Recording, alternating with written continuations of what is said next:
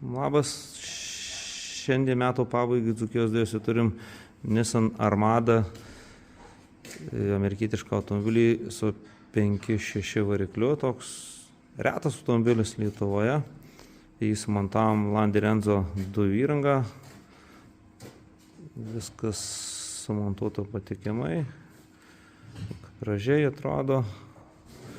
Toks sumontuoti du Li10 turbo VSAIS reduktoriai, štai šitoje vietoje, dujų vožtuvas, kad lengva būtų pakeisti dujų filtrą.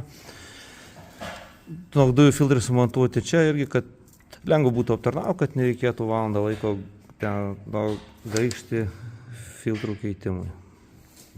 Viskas dirba puikiai.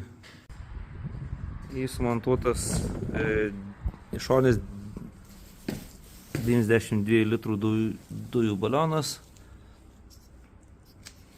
papildomai apsaugotas antikorozinė danga. Visai tvarkingai atrodo, kad automobilis didelis, tai nieko neišsikišęs, labai gerai. Užpildymas jame telpa pilnas, jokių anglių nereikia, labai patogu užpildyti.